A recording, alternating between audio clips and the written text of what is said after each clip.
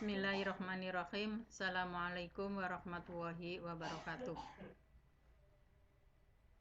Kita melangkah ke bab 2 mengenai ketentuan Undang-Undang Dasar Negara Republik Indonesia tahun 1945 dalam kehidupan berbangsa dan bernegara. Bagi siapa saja yang punya LKS, silakan kalian buka halaman 20. Sebelum melangkah ke isi selanjutnya, kita simak, kita kaji kembali berdasarkan undang-undang pada bab 2 aturan tambahan Undang-Undang Negara Republik Indonesia adalah naskah yang terdiri atas pembukaan dan pasal-pasal yang terdiri atas 16 bab, 73 pasal, 3 pasal aturan peralihan dan 2 pasal aturan tambahan. Ini adalah terkait dengan perubahan amandemen yang keempat. Mari kita lihat yang perlu kalian catat, silakan dicatat. Yang sudah hafal ya mudah-mudahan kalian senantiasa melekat karena ini adalah pengetahuan. Kita lihat bab 1 bentuk kedaulatan pasal 1, bab 2 tentang majelis permusyawaratan rakyat pasal 2 sampai 4, bab 3 kekuasaan pemerintah negara pasal 4 sampai 16, bab 5 tentang kementerian negara pasal 17, bab 6 tentang pemerintahan daerah pasal 18 sampai dengan 18B, bab 7 tentang Dewan Perwakilan Rakyat pasal 18 sampai 22B. Bab 7A tentang Dewan Perwakilan Daerah. Bab 7B tentang pemilihan umum. Bab 8 tentang keuangan. Bab 8A tentang Badan Pemeriksa Keuangan. Bab 9 tentang kekuasaan kehakiman. Bab 9A tentang wilayah negara. Bab 10 tentang warga negara dan penduduk. Bab 10A tentang hak asasi manusia. Bab 11 tentang agama.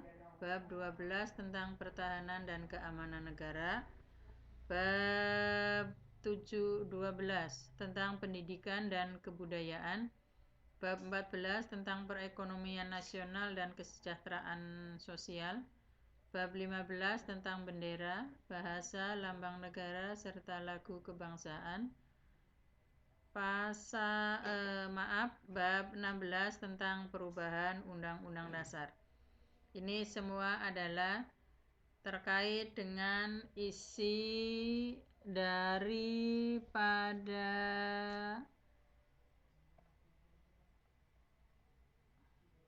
pasal-pasal Undang-Undang Dasar secara garis besar setelah adanya amandemen keempat. Wilayah Negara Kesatuan Republik Indonesia. Ya. Kalian yang punya LKS silakan buka halaman 21. Di sini menurut Undang-Undang Nomor 43 Tahun 2008 tentang Wilayah Negara. Wilayah Negara Kesatuan Republik Indonesia adalah salah satu unsur negara yang merupakan satu kesatuan wilayah daratan, perairan pedalaman, perairan kepulauan dan laut teritorial, beserta wilayah darat,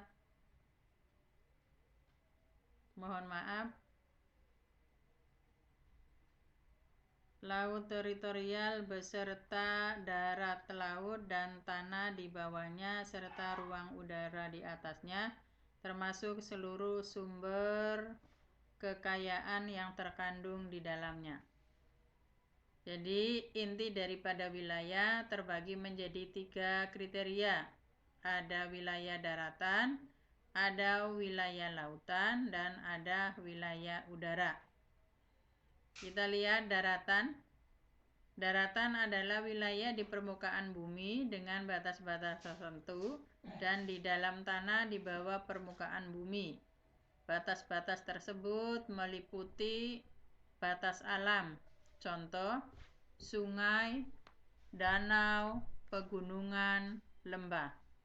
Batas buatan, ada pagar tembok, pagar kawat berduri, tiang tembok, dan patok.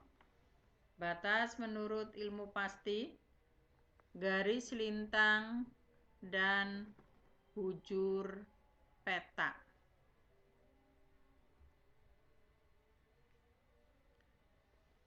Yang kedua ada wilayah lautan.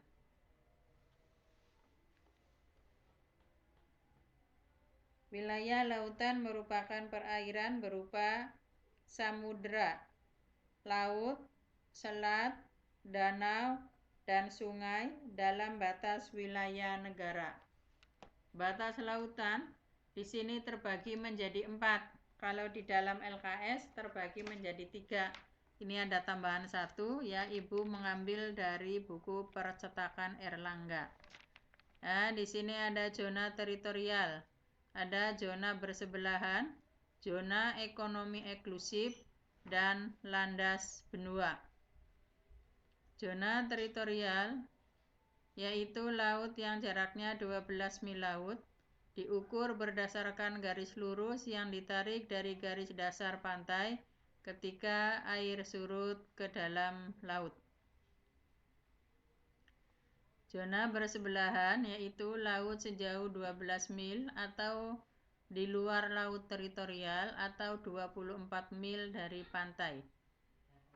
Zona ekonomi eksklusif, wilayah laut suatu negara yang batasnya 200 mil laut diukur dari pantai. Negara pantai dapat menggali kekayaan alam laut dan melakukan kegiatan ekonomi tertentu.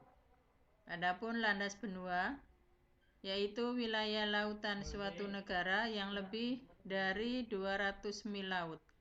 Suatu negara boleh mengadakan eksplorasi dan eksploitasi dengan kewajiban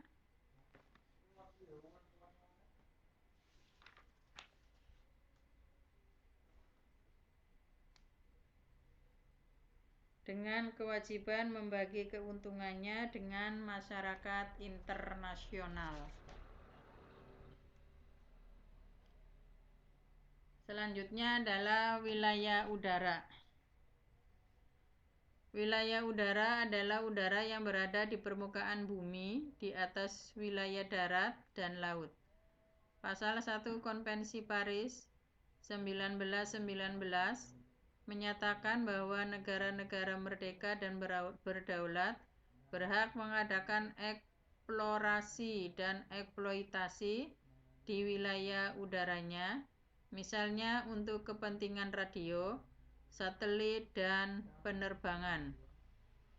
Adapun di sini ada Konvensi Chicago 1944, pasal 1 menyatakan bahwa setiap negara mempunyai kedaulatan yang utuh dan eksklusif di ruang udara di atas wilayahnya. Batas-batas wilayah negara Kesatuan Republik Indonesia. Ada batas sebelah utara. Sebelah utara Indonesia berbatasan dengan Malaysia. Wilayah laut Indonesia sebelah utara berbatasan dengan 5 laut negara, misalnya Malaysia, Singapura, Thailand, Vietnam, dan Filipina. Kalau di antara kalian ada yang punya LKS, silakan buka ya, halaman 22. Batas sebelah barat. Sebelah barat wilayah Indonesia berbatasan dengan Samudra India dan perairan negara India.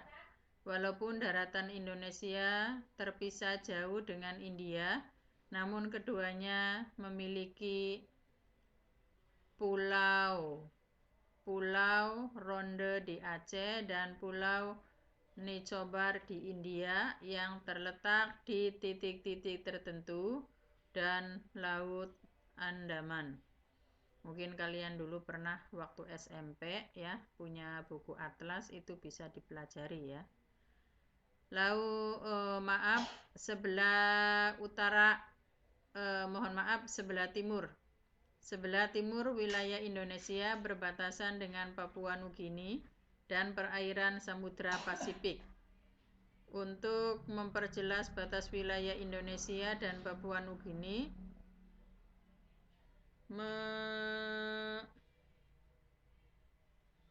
menyepakati hubungan bilateral dengan batas-batas wilayah, tidak hanya wilayah darat melainkan juga wilayah laut.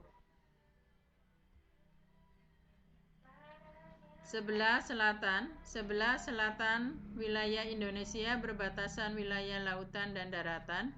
Adapun wilayah daratan yang dimaksud adalah Timur Leste, sedangkan perairannya adalah perairan Austria dan Samudra Hindia. Adapun tujuan pengaturan wilayah dengan negara sebagai berikut. 1. Menjamin keutuhan wilayah negara, kedaulatan negara, dan ketertiban di kawasan perbatasan demi kepentingan kesejahteraan segenap bangsa. 2. Mengadakan kedaulatan dan hak-hak berdaulat. 3. Mengatur pengelolaan dan pemanfaatan wilayah negara dan kawasan perbatasan termasuk pengawasan batas-batasnya. Ini dalam bab 2. Ibu sarankan kepada kalian semua, lakukan pembelajaran melalui daring dengan baik.